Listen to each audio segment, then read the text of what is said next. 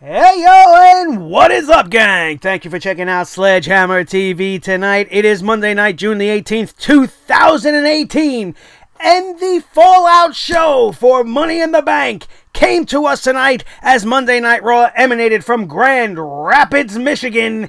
And much like Ronda Rousey, we are all business tonight as we are going to bring the hammer down like we can only do right here and right now on the newest, fastest wrestling podcast in all of YouTube, iTunes, Stitcher Radio, and Podbean, baby. The Sledgehammer Wrestling Show.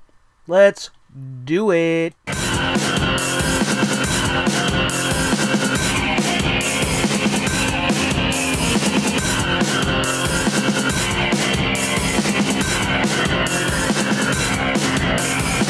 Sledgehammer Wrestling Show.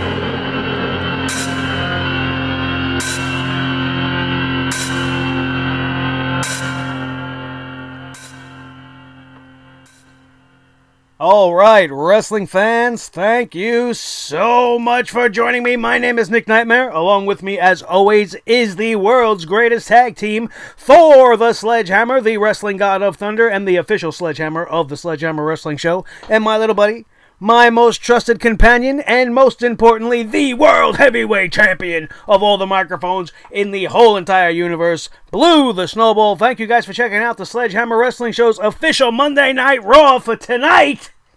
And I have never seen a show go from holy shit to dog shit in such a quick and rapid fall. The whole first hour of the show was actually very good, where I was sitting on the couch thinking to myself, holy shit, this actually feels like a Monday Night Raw. We had Ronda Rousey's coming to the table party, if you want to call it that. Ronda Rousey with a breakout moment on Monday Night Raw. You couldn't have scripted that any better. It was absolutely perfect. It was everything we've all wanted to see from Ronda Rousey, which is why we're taking our cue from Ronda tonight. There's no smiles anymore. We're not coming out all smiley and bubbly and happy. We're coming out and we're all business tonight, as this hammer is going to come down on this whole entire show, because after the Intercontinental Championship match, we had a great Intercontinental title match, which is no coincidence, because Seth Rollins was the Intercontinental Champion, and he's been bringing it to every single match he's been a part of. He's making everybody that he touches look a million times better than they actually are, and that just continues to be the story when it comes to Seth Rollins. And then we had a shocking moment, a shocking finish to that Intercontinental Championship match, as Dolph Ziggler would take advantage of Seth Rollins in his weakened condition following that brutal match he had last night with Elias at Money in the Bank. And it was great. All right up into there, I was like, wow, maybe they're taking steps to right the ship. And then slowly but surely, every segment to follow just kept getting worse and worse, and the logic gaps just kept beginning to grow, and things started to begin to not make sense. Not that that Intercontinental Championship match doesn't have its points that I could pinpoint and tell you things that I don't necessarily understand. Like, I don't know why they didn't go with Elias last night. If you were going to take the belt off of Seth Rollins, why not do it while he's in the middle of a nice, hot program with somebody who's very talented and can take the Intercontinental Championship and elevate it maybe even further than Seth Rollins has done so, not with his wrestling abilities, but just with his persona alone. Why have Seth Rollins beat him and then lose it the next night in an open challenge to Dolph Ziggler? Why didn't Elias answer the open challenge? He was so focused on singing that song tonight, which was absolutely beautiful, and finally got to hear a whole entire song from Elias for once, which was good as well. But why didn't he come out and get a rematch? He's issuing an open challenge. He's in a weakened condition. Go out there and grab the belt. And then when Dolph comes out to answer that challenge, he's followed by his running buddy right now, Drew McIntyre. And in my soul and in my heart of hearts, I'm saying, why isn't it Drew answering this challenge, when really I know in my brain, when I stop listening to my heart and my favoritisms of the people that I enjoy, and I go with the brain, It's not time for Drew McIntyre. And there's a part of me that probably would have been disappointed with the fact that we were getting Drew McIntyre versus Seth Rollins in a championship match with nothing behind it, no build, no story behind it, because that is a big-time money matchup.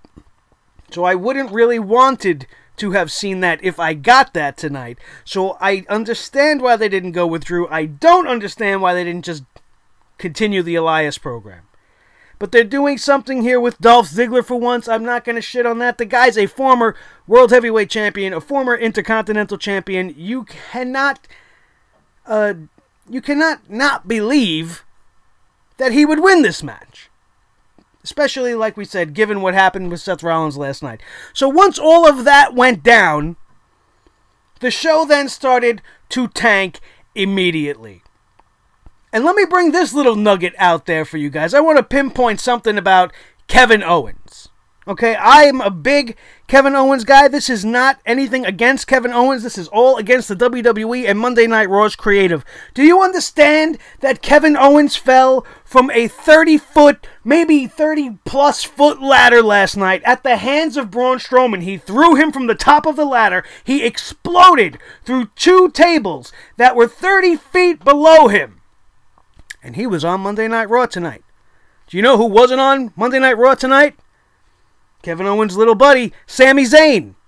He's out selling an injury, or selling his vertigo injury, from just taking 2 Dominator suplexes from the world's most personality-less person. That was a tough one to get out. Bobby Lashley, boring, trashly. But he couldn't make it back to the show. Kevin Owens fell from almost 2 stories high, exploding through a wooden table, gurneyed out of the arena last night, and he's on the show tonight. And not only is he on the show, he wrestled in the main event.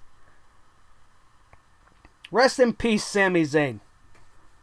That's all you have to say about that. Sami Zayn's career is dead. Just like the Revival.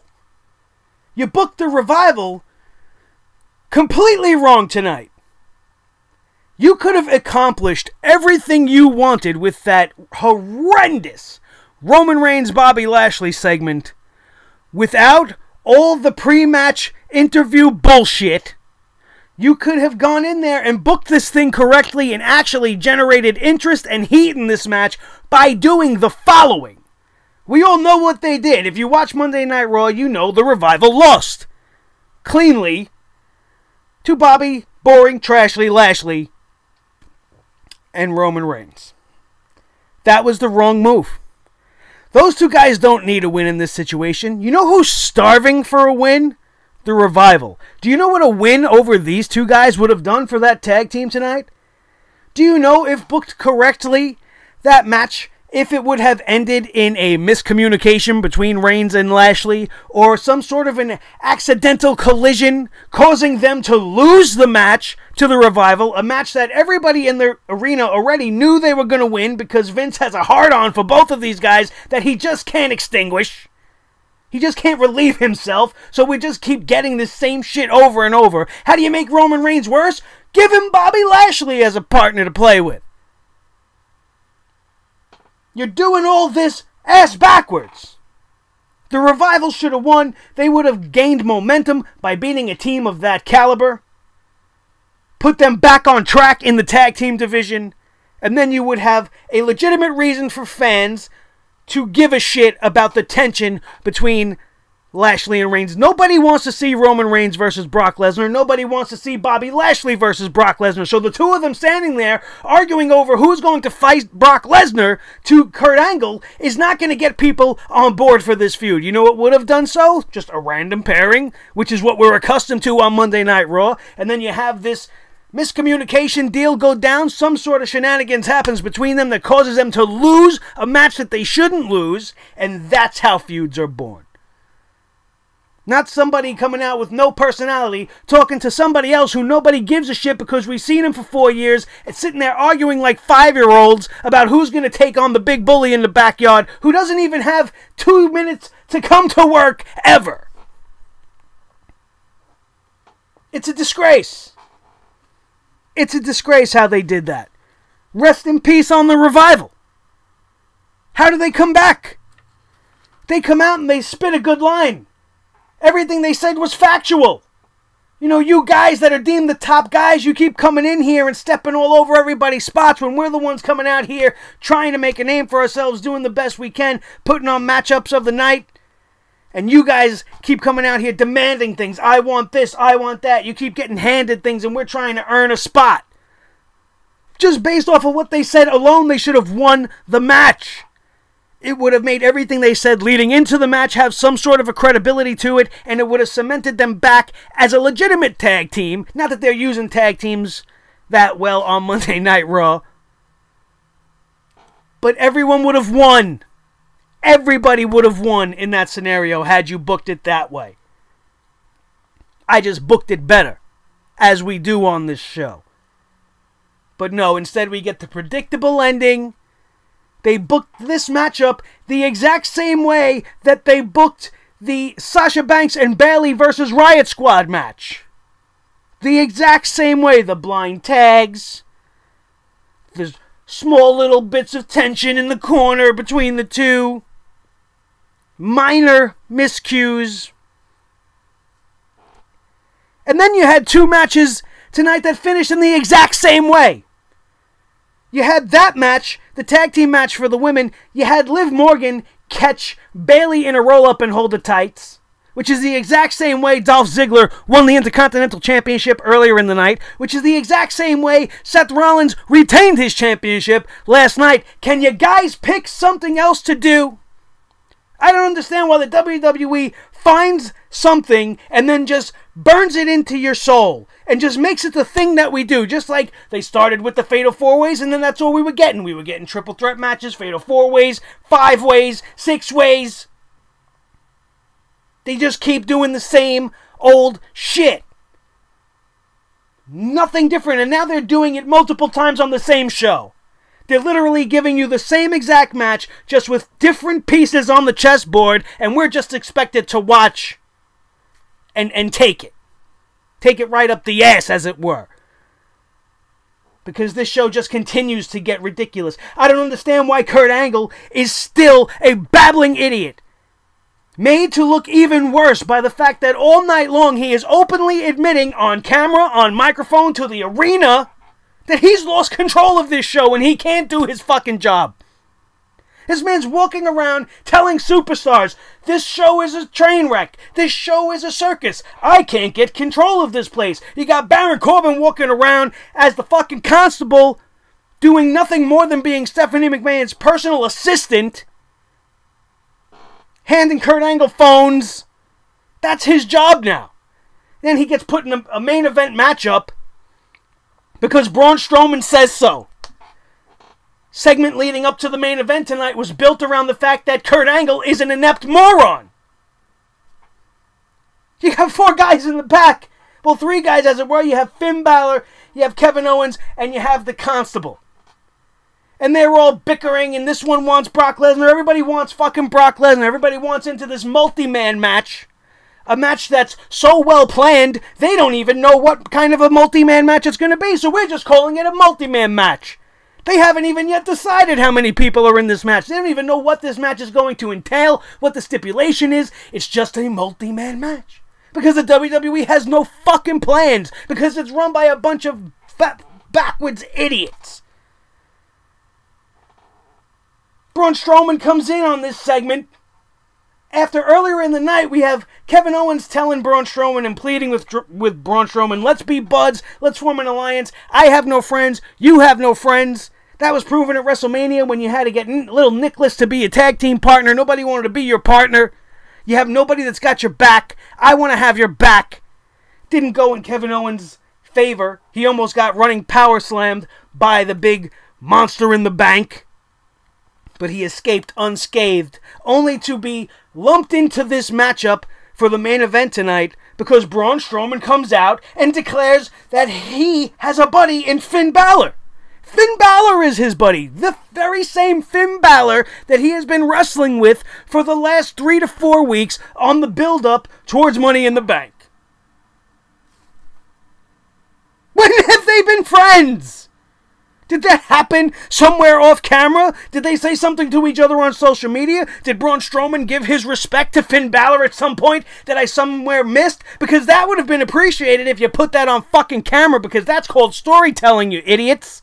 You don't have Michael Cole and fucking Coachman trying to jumble and fumble a fucking explanation as to why Braun Strowman is suddenly friends with Finn Balor. Oh, well, he must have gained his respect. Well, why didn't you show us that? Why didn't you go backstage and show fucking Braun Strowman, hey, little man, you did a great job. You tried to fight me twice, but I kicked your ass. You got my respect, kid, blah, blah. Something like that. No, but we just have to hear it from a fucking announce team that half of us aren't even listening to because 3 fucking monkeys could do their job better than they do. Are you fucking kidding me? Kurt Angle has got to go. Why not, with him just verbally admitting defeat all night long, why doesn't Stephanie just straight up fire him instead of having fucking Constable asshole walking around the show in the back, being her personal assistant, relaying messages? Make him the full-blown general manager then. And what is this guy, so comfortable being the constable he can't bring his fucking ring gear to work anymore? He's wrestling in a fucking 3-piece suit, looking like a penguin at the start and then taking off his vest, and then he looked like a member of the Right to Censor. Garbage. How they gone from such great TV in the first hour to all of this bullshit, I will never know. I just can't understand it. You spend weeks putting all this build into a guy like No Way Jose. Hey, we don't give a shit about No Way Jose because he comes out with the conga morons. He's got the hose buds instead of the rosebuds. He's Adam Rose 2.0. Nobody gives a shit about him because you ruined him with these fucking dancing idiots. But you put all this work, and you got him on TV, you got him getting wins over people, you're building momentum on No Way Jose to have him come out and lose tonight to Mojo Rawley, an ice-cold Mojo Rawley, who hasn't been on TV in fucking weeks. Why? If there was ever a night that No Way Jose should have got the win, it was tonight. And then you could have had Mojo Rawley get all pissed off at the fact that he lost to this clown and then attack him after the match. And then put his fucking promo out there. Because I'll tell you this, Hype Mojo was fucking annoying, but Bad Guy Mojo just fucking sucks. He's boring. His delivery is terrible. As you can tell, this night was not really that good. At first I thought we were going to be full of ups and downs just like we were last night at Money in the Bank. There were moments of greatness and there was moments of sheer terror. But after we got out of the first hour and 20 minutes, there was nothing else of substance on the show. There was nothing else that happened that mattered on the show, with the exception of the B Team. Imagine that! The B Team. Now, I've been very high on the B Team, but that's because I've seen the potential in the B Team. And I knew that there was something like this, what we saw tonight, in them. They're very entertaining. They come from an entertaining bloodline. We all know who their fathers are, who their brothers are, and whatever. Which is what made that segment so damn great. If you didn't enjoy Bo Dallas pretending to be Bray Wyatt and Curtis Axel dressed up as Woken Matt Hardy doing a traditional old-school Attitude Era style imitation promo against the champions, then you don't know what good wrestling is and you shouldn't be watching the show. If that did not make you laugh, and that did not at least entertain you, then you shouldn't, then you think I shouldn't be watching? You shouldn't be watching, because at least I know the good from the bad. This promo segment with the B Team against the champions was really all you needed. The matchup that they had with Slater and Rhino was unnecessary. You could have had Woken Matt Hardy and Bray Wyatt come out and cut a promo on the B Team. Listen, we're supposed to be fighting at some point. Nobody still knows when that's going to be. I'm going to assume it's going to be at Extreme Rules.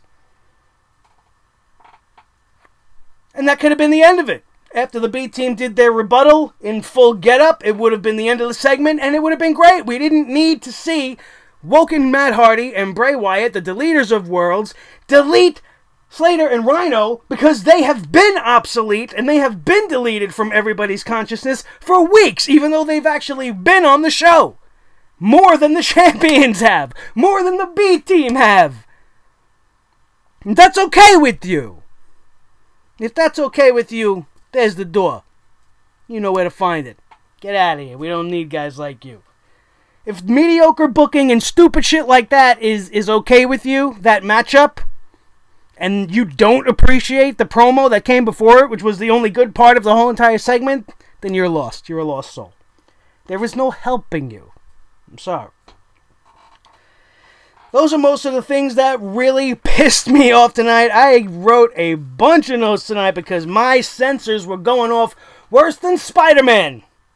Everything was just making me just bing, wow, that's boom, ugh. All kinds of sounds and moans and groans coming out of me, and not in a good way. Not in a fucking good way. Let's get more to the card and get through this official thing right here and right now. Kurt Angle and Alexa Bliss opened up the show with a celebration and a coronation for the new women's champion, which at first nobody was interested in, and I didn't really want to hear what Alexa had to say. It was going to be nothing that we haven't heard from her before. But then that atrocious punk rock song started to play. Ronda Rousey came out, and she wasn't smiling. So big points right off the bat. As soon as she came out, and she was pissed as fuck, and she was making a beeline straight to Little Miss Bliss, I was all in already on this segment. I'm like, alright, this is going to get good. Then you got Kurt Angle trying to intervene. He gets fucking flipped for his efforts. She starts assaulting everybody with the Money in the Bank briefcase. Welcome to the WWE, Ronda Rousey. She gets herself suspended for 30 days. So obviously, the WWE being cautious and actually being smart about this, because giving us Ronda Rousey every single week on the way to Extreme Rules or on the way to her eventual coronation to the championship is going to overexpose her. We're going to start to see her weaknesses. We're going to start to tire of her quickly, because she's not that good yet. So she's going to step away for 30 days. She's going to train real hard. She's going to get even better than she's already rapidly becoming. And Ronda Rousey is going to be a big deal. I used to say, not used to say, but I have said on this show that I don't care about Ronda Rousey until I see something worth caring about. And last night's match was okay. But tonight's segment cemented her as a future superstar. When you hear the reaction of the crowd in Michigan and you got me off my fucking butt off the couch, I started to pay attention in a big way. And the first thing I said when it was all said and done and Ronda was standing over Alexa Bliss's broken body after she put it through the table that was set up in the ring, and she was talking shit over that body, I said, this is Ronda Rousey's moment. She's a made woman right now. There is not a person in that arena, nor is there a person in the world that cannot wait for the minute Ronda Rousey gets her hands on Alexa Bliss. And although I don't understand the switching from Natalya to Alexa Bliss, and how this segment tonight, as awesome as it was, actually put the nail in the coffin for everything that they were building up towards leading into Money in the Bank, and that's just all thrown in the trash, I would much rather see this than that anyway. I like the steps that they took in the directions with the women's Money in the Bank, I'm sorry, with the women's division tonight and everything that happened at Money in the Bank. Ronda Rousey was caught exiting the arena promising that she is going to be back in 30 days, and regardless whether or not Alexa Bliss is champion, she is coming back to kick her pink-haired ass. And I liked it. It was a great way to start the show. Then you had Seth Rollins come out, issue his open challenge, which was fantastic. I was glad that they decided to go back to this. And I thought this was going to just be an opening, like we said earlier, for Elias to come and get a rematch and possibly take the title, being that Seth was hurt. But they went the way they went with it. We had Drew McIntyre and Dolph Ziggler come out. Dolph Ziggler was the one that accepted the challenge and is our new Intercontinental Champion. It's going to be interesting to see where they go with this if Dolph Ziggler is successful in the rematch, which has been issued by Seth Rollins. He is invoking his rematch clause, and next week on Monday Night Raw, we are going to get a sequel to tonight's Intercontinental Championship title match. I wonder what the results will be. I'm having a feeling that Dolph Ziggler is going to hold on to it, man. And he's going to have it, and somehow this Intercontinental Championship is going to play a factor in the dissolving of McIntyre and Ziggler. That's probably a long way down the line, or maybe it's going to happen right before leading into the build of SummerSlam. Something might happen at Extreme Rules. We'll have to wait and see, as always. But I'm okay with it. I'm okay with that. Tonight's match was great. Next week's match should be great. What's next? We'll have to tune in next week and find out. The only reason I'm really okay with it happening is because Rollins was not 100% tonight. And once he gets some rest in there, we're going to get an even better match out of him with Dolph Ziggler. Everybody that he dances with, they put on a tango to remember, because Seth Rollins is just that damn good. He can wrestle anything and get you into the match. I can't wait for next week's match. Already excited for a Monday Night Raw 1 week in advance? What? How does that happen? Even when they pissed me off so bad. Because like I said, the first hour, balls on. Everything else, balls out. Horrible. Just like the glorious squashing of Kurt Hawkins. Was this necessary? Did we need to see Bobby Roode tonight? Does a win versus Kurt Hawkins in his ridiculous Mets-themed gear give Bobby Roode any momentum back to the top? Bobby Roode should have came out tonight. If you wanted to have a segment for Bobby Roode, he should have came out. He should have been pissed off. And he should have started tearing people up. Why he's coming out smiling and all happy doing the glorious thing with his slow spin and all smiles after getting fucking whooped and losing his attempt at Money in the Bank last night.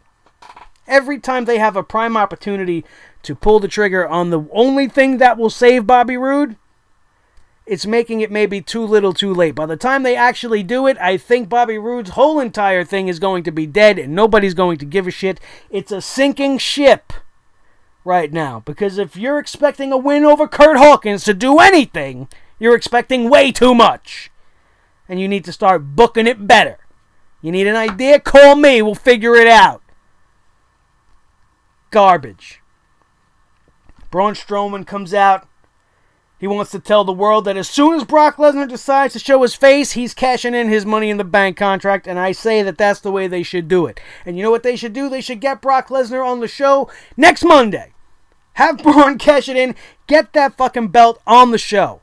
Get it on a champion that will be part of the company and will be at the pay-per-views, be at the Monday nights. All the things that Roman Reigns is trying to get everybody behind him on. All the points he's making against Brock Lesnar are great. We just don't want to hear them coming from you. It doesn't matter because we don't want you to be the conquering hero bringing the belt back to the fans.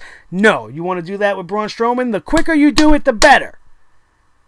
But no, instead we're going to have some fucking matchup at Extreme Rules that's going to decide who faces the champion at SummerSlam, and Braun Strowman's just going to sit back and wait. Brock Lesnar's really not going to be around for the next 2 months leading into the biggest party of the summer. WWE's 4th biggest pay-per-view of the year. Maybe second to some of you, but I still rank it number 4. I know they build it to be the number 2, but I love the Royal Rumble. That sometimes is my number 1 of the year. I'm a big advocate of the Survivor Series, even though they ruined the traditional format. It's still one of my favorite pay-per-views of the year. And SummerSlam usually, to me, ranks 4th. That's just my opinion. And when you want to give me matchups like Brock versus Roman as the main event once again, that's why it will easily be number 4 this year. Unless, and the one reason I will accept that match is if the plan is for Braun Strowman to pull a Seth Rollins during that match and get his crowning moment and steal the Universal Championship from the grasp of Roman Reigns once again in New York City to a thunderous ovation, and then Roman just can't take it anymore. He's gotten so close and the company's held him down, and then he turns heel and on we can go. And you got the good guy Braun Strowman in a very Andre the Giant-like type of role versus the evil, villainous fucking Roman Reigns, who just can't catch a break. He's done being the good guy. The good guy's gotten him nowhere. And on we can go. And it'll be fucking great. But instead, this is what we get. Kevin Owens comes out like we talked about earlier, talking shit about them being an aligned team. Braun Strowman ain't having it. That's it. This segment really did nothing for anyone at the end of the day. Sasha Banks and Bayley, put me to sleep, please. At the beginning of this night, they decide they're going to put it all behind them, right? They're going to put all of their bullshit behind them. We're going to be friends again. We're going to go on. We're going to be great, right? Nobody believed that. We all knew that wasn't going to last. As soon as the bell rang for the end of this match, something was going to go down. And they didn't even wait that long. As soon as this match began for these girls, there was tension between Sasha and Bayley, and you automatically knew the Riot Squad was going to win, leading to a heel turn for Sasha Banks, finally. But it was supposed to come months ago, but I will finally take it. Once again, this may be a case of too little too late, because I really didn't care about it as much as I should. And maybe that is the fault of the WWE for making it so underwhelming. You have Sasha Banks turn on Bayley after they lose this match to Liv Morgan and Sarah Logan, Little Miss Trenchmouth, and the girl Braun Strowman. They get a win tonight in controversial fashion, and now it's too much for Sasha to bear. And Sasha pushes Bayley down in the ring and walks away after an awkwardly long stare down in the middle of the ring, and absolutely nothing happens. You want to talk lackluster? When we went to commercial, I was like, that was it? That was it? All I thought in my head was, wow, how fucking lazy and how stupid was that? Sasha Banks should have just tore into Bayley, started tearing her all through the arena, putting her through announce tables, dragging her through the crowd, going into the backstage. This is all I could have imagined. And then thankfully when we came back, there was a little bit more added to it. They didn't leave it as stale as they initially were about to leave it, and we did get some of that backstage fisticuffs, and this rivalry would escalate a little bit more when we came back from commercial break on this match. But did you care? Not nearly as much as you would have had they done this 6, 8, 12 months ago when these girls were really red hot and this match would have really mattered. Does it matter now? We're going to get Sasha and Bayley at SummerSlam in Brooklyn. Maybe it'll be good. But I don't have faith in them to build it the way NXT did. Look at how long it took them to get here. How could you give them any credit or put any faith in them to do this correctly? Look at what they've done to Asuka and everything else that's come up from NXT. Shinsuke Nakamura.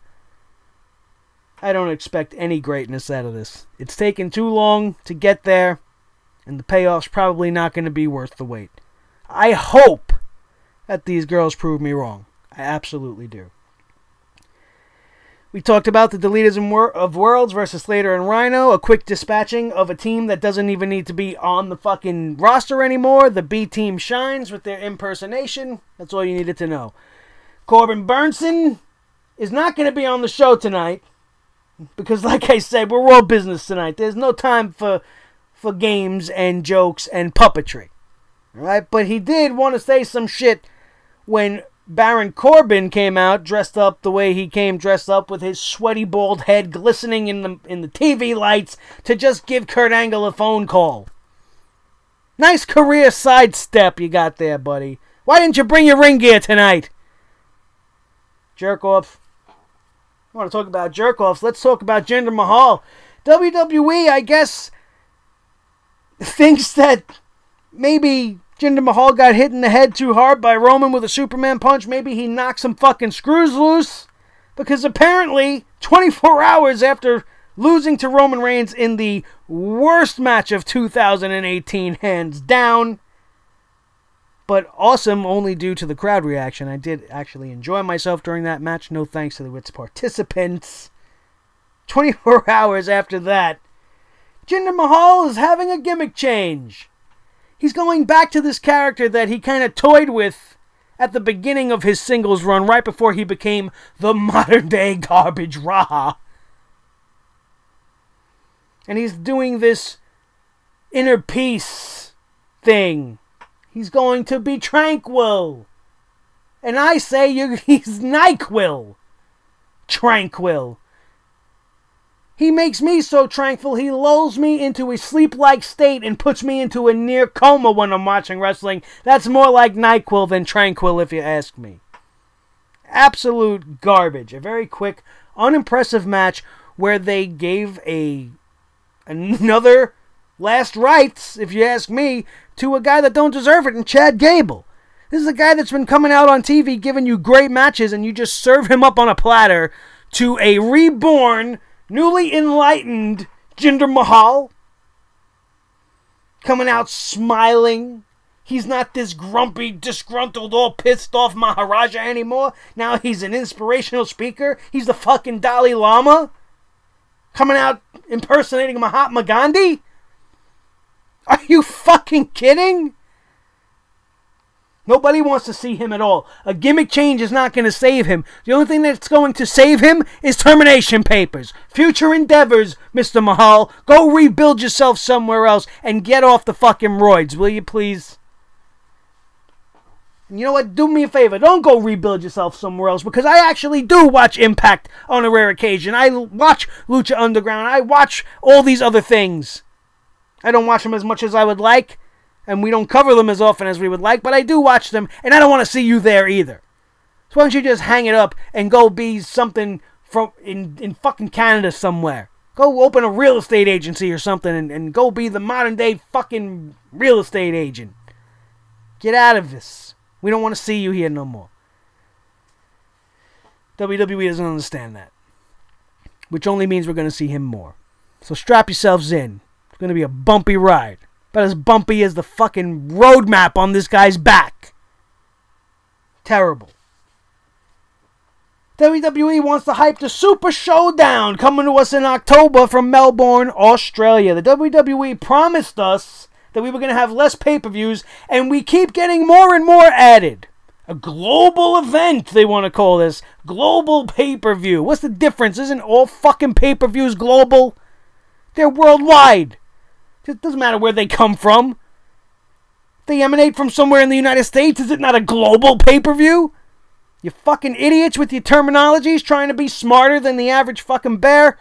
I know you're smarter than most of the casuals that watch this show, but you ain't smarter than the rest of us. Stop it with the verbiage. Global event. Every fucking WWE event is a global event, you idiots. They want to promote Triple H versus The Undertaker for the last time. Didn't that happen already at WrestleMania? Or is it just the last time until you go to a new region of the country that still appreciates Attitude Era stars to their utmost, and you need them to fill 100,000 seats in an arena in fucking China somewhere? Stop it. They went down a whole list of superstars that were going to be at this show in Australia. You know whose name they didn't fucking say? Brock Lesnar. Surprise, surprise.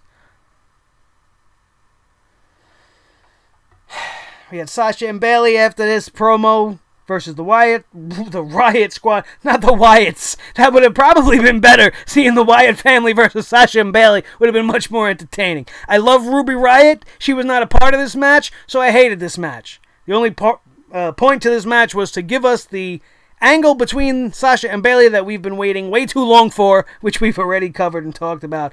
We're not going to get back into it. Liv Morgan gets a roll-up holding the tights.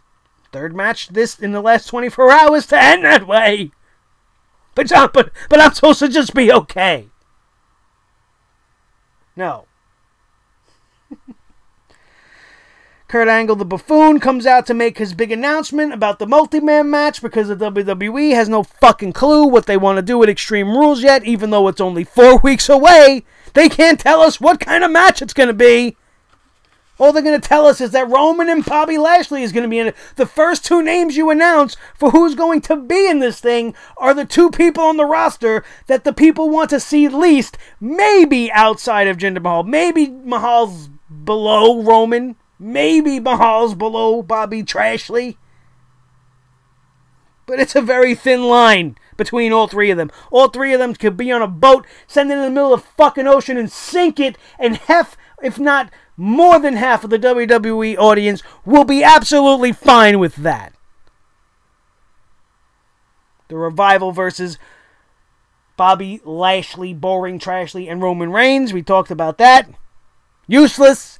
No Way Jose gets squashed by Mojo Rawley. You know, not for nothing, even though I can't stand Mojo and him getting the win in this scenario, if you would have put this match on maybe in the first hour, I may have been more receptive to it. And most importantly, you have to take away the conga morons. Take away the dancing idiots, and you put this match in the first hour instead of giving me 2 hours or 1 hour of great wrestling and then another hour of just and then by the time we get to the third hour, I want to fucking take Thor and bash my head through my skull because you're giving me conga dancing morons versus a formerly hyped no one who's very bad at being a bad guy, and I don't want to see it now. I'm not going to give it a chance. I'm not going to give it my attention. Whereas maybe in the first hour, after a great match, or a great segment like the Ronda Rousey segment, you throw that in between before you give us the Intercontinental Championship match as a little bit of a filler. Maybe I'll be alright with that. Just because you know there always has to be lulls, you know? You go up into this great moment and then you put us right back up into the Intercontinental Championship match. If you would have evened us out a little bit with No Way Jose and Mojo Rawley, I may have been more receptive to it. I doubt it. I doubt it. No Way Jose should have won this match. Mojo should have attacked him after the fact. That's how this match should have been booked. The Sasha Bayley turn gets complete after this. Sasha Banks is leaving the arena. Bayley continues to persist and annoy this girl. If we just had a brawl in the back and you clearly made it known to me then that I want nothing to do with you, I'm not going to be chasing you to try to talk to you while you're out of the ring. I didn't understand why this was brought on so long, but this was a great little end point to the segment as Sasha Banks would turn her back on Bayley, tell her verbally, I'm done with you, I'm done being your friend, get in her car and just pull away, leaving Bayley a blubbering mess in the backstage. Great way to end the segment, but too little too late, I think, like I said. Elias with his beautiful song was next. He was calling out Brock Lesnar. Just like everybody else, that seemed to be the theme of the night. I think he should have threw a line in his song about how his beautiful hair was going to be tonight. Elias, for the first time since I remember, is letting the locks flow, looking like the second coming of Eddie Vedder from Pearl Jam, with a full-on facial beard. He just looks very Seattle to me. I feel like he would have came out of the Seattle music scene in the 90s. Very, very retro look. I loved it. I love the song. It was beautiful. I wish I could remember some of the lyrics, but the show makes me so pissed off that I can't remember everything. I forgot to write them down. Sorry, I blew it. But nice to see him sing a full song and not get interrupted by anybody throwing fucking lettuce at him or hitting him with fucking gigantic cellos or, you know, everything else that we've seen happen to Elias all year long. Then Seth Rollins invoked his rematch clause for next Monday, and then we got the main event that meant absolutely nothing. Braun Strowman and Finn Balor versus Constable Corbin and Kevin Owens. I still don't understand why Kevin Owens was put into a match on this night. Why he wasn't kept off TV to sell a 30-foot fall from atop a steel ladder onto the cement floor through 2 tables.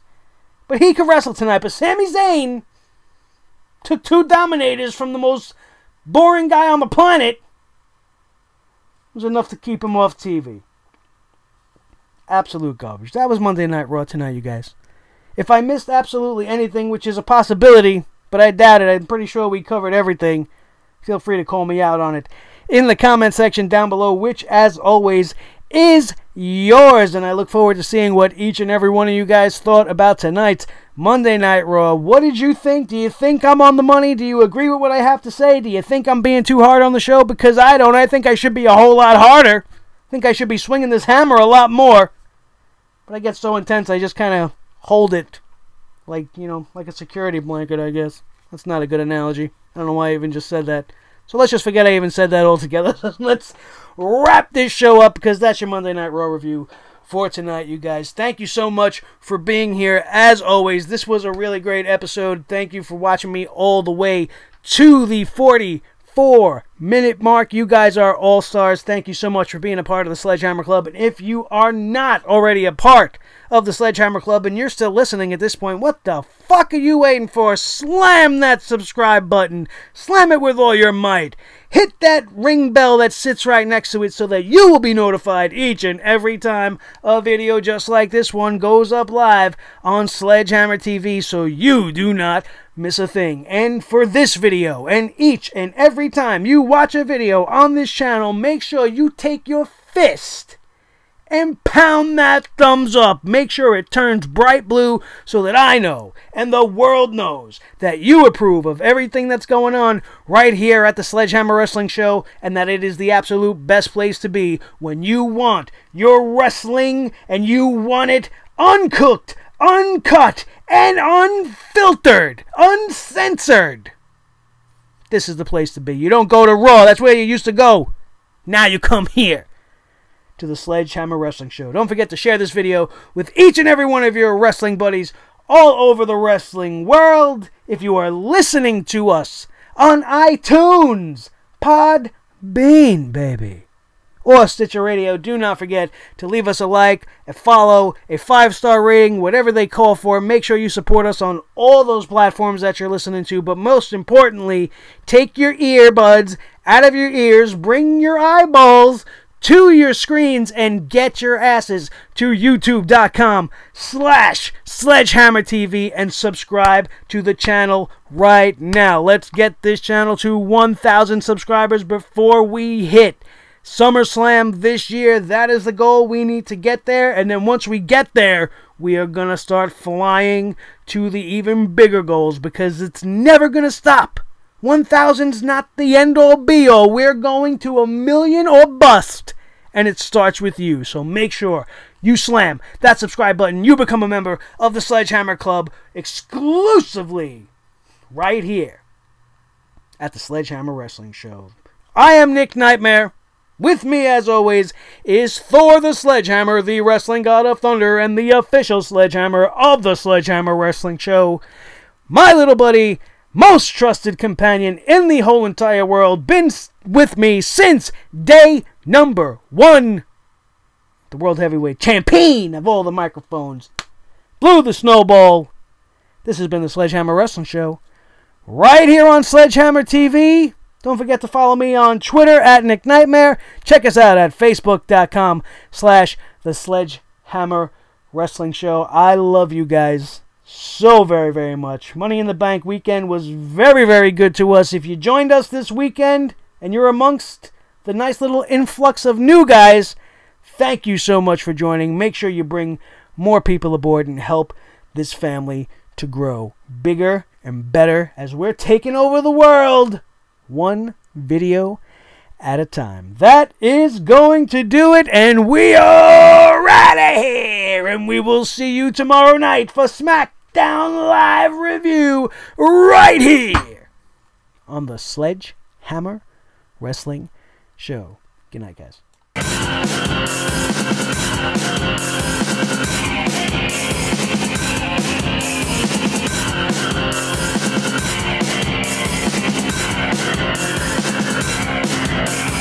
The Sledgehammer Wrestling Show.